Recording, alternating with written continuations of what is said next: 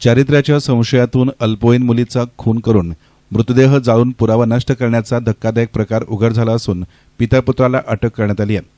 श्रीगोंदा शहरातल्या वडाळी रोड परिसरातील जंगलात जळालेल्या अवस्थेमध्ये आढळून आलेल्या अल्पवयीन मुलीच्या मृतदेह प्रकरणाचा अवघ्या काही तासात छडा लावत श्रीगोंदा पोलिसांनी खून आणि पुरावा नष्ट करण्याच्या गंभीर गुन्ह्यात पिता पुत्राला अटक केली आहे। या घटनेमुळे तालुक्यात मोठी खळबळ उडाली असून नागरिकांमध्ये संतापाची लाट उसळली आहे। पोलिसांनी दिलेल्या माहितीनुसार आरोपी शुभम सुखदेव ओहळ राहणार कळकाई चौक श्रीगोंदा याचे मयत अल्पवयीन मुलीसोबत प्रेमसंबंध होते। दिनांक 15 जून रोजी दुपारी दोघांमध्ये चारित्र्याच्या संशयावरून वाद झाला। या वादाचं रूपांतर हिंसक भांडणात झालं आणि संतापाच्या भरात शुभम ओहळ यानं लोखंडी रॉड आणि फरशीच्या सहाय्यानं मुलीवर हल्ला केला। डोक्यात गंभीर मार लागल्यानं मुलीचा जागीच मृत्यू झाला। खून केल्यानंतर आरोपीनं मृतदेह घरातच लपवून ठेवला। त्यानंतर त्यानं केडगाव येथे राहणाऱ्या आपल्या आईवडिलांना घटनेची माहिती दिली। दुसऱ्या दिवशी आरोपीचे वडील सुखदेव ओहाळ यांनी श्रीगोंद्यात आल्यानंतर दोघांनी मिळून सदर मृतदेह गादीमध्ये गुंडाळून दोरीनं बांधला। पुरावा नष्ट करण्याच्या उद्देशानं त्यांनी मध्यरात्री वडाळी रोड परिसरातील निर्जन जंगलामध्ये सदर मृतदेह नेला। तेथे लाकडे गोळा करून मृतदेहावर पेट्रोल टाकत तो जाळून टाकल्याचा आरोप आहे।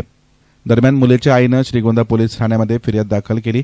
त्यानुसार भारतीय न्याय संहिता कलम 103, 238, 3.5 तसेच पोक्सो कायदा आणि अनुसूचित जाती जमाती अत्याचार प्रतिबंधक कायद्याअंतर्गत विविध कलमांनुसार गुन्हा दाखल करण्यात आला आहे। या घटनेबाबत पोलिसांना गोपनीय माहिती मिळाल्यानंतर त्यांनी तातडीनं तपास सुरू केला। पहाटे वडाळी रोड परिसरातील जंगलामध्ये जळालेला मृतदेह आढळून आला। तपासादरम्यान मिळालेल्या माहितीच्या आधारे पोलिसांनी आरोपी शुभम ओहाळ आणि त्याचे वडील सुखदेव ओहाळ यांना राहत्या घरातून ताब्यात घेतलं। या प्रकरणाचा पुढील तपास उपविभागीय पोलीस अधिकारी दिलीप टिपरसे करीत असून पोलीस अधीक्षक ममक्का सुदर्शन, अप्पर पोलीस अधीक्षक वैभव कलुबर्मे, पोलीस निरीक्षक संजय ठेंगे यांच्या मार्गदर्शनाखाली श्रीगोंदा आणि कोतवाली पोलिसांच्या पथकानं ही कारवाई यशस्वी केली। एप्रिल महिन्यात कंप्लेंट द्यायला आली, पण इथल्या पोलिसांनी कंप्लेंट घेतली नाही। म्हणजे किरण शिंदे साहेब नाही तर आज त्यांनी कंप्लेंट जर घेतली असती तर माझं लेकरू आज माझ्याजवळ असतं। माझी पोरगी जबरदस्ती करून पळून नेली। कंप्लेंट द्यायला आली, तिला हाणमार केली होती पण सांगायचं। शुभम सुखदेव।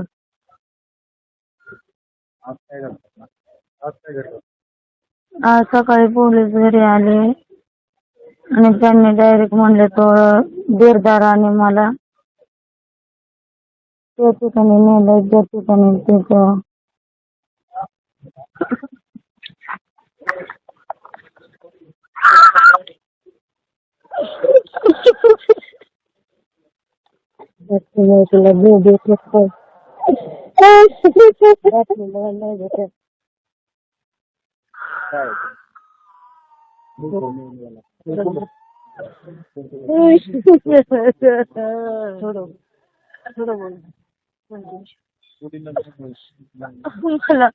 मला बघ माझ्या लागला मिळवून द्या।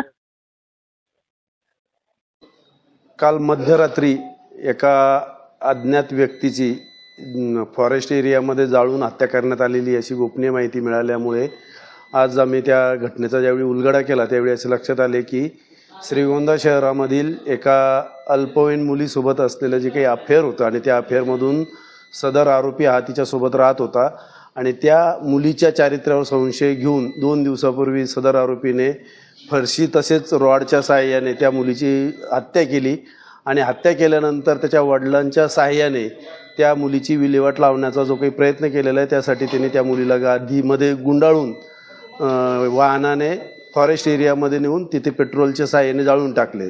सदर घटनेतील दोन्ही मुख्य आरोपी अटक केलेले आहे आणि पुढील तपास माननीय उपविभागीय पोलीस अधिकारी श्री टिपरसे साहेब करत आहेत।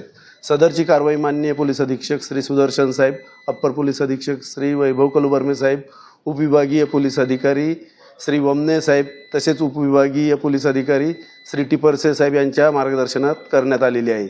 सदर कारवाईमध्ये श्रीगोंदा पोलीस स्टेशनचे पथक तसेच उपविभागीय पोलीस अधिकारी साहेब यांच्या कार्यालयातील पथक आणि कोतवाली पोलीस स्टेशनचे अंमलदार यांनी सहभाग घेतलेला आहे। आणखीन आरोपी वाढण्याची शक्यता आहे का? यामध्ये शक्यता नाकारता येत नाही, परंतु त्याचा सखोल चौकशी केल्यानंतर तपासांती आपल्याला कळवण्यात येईल।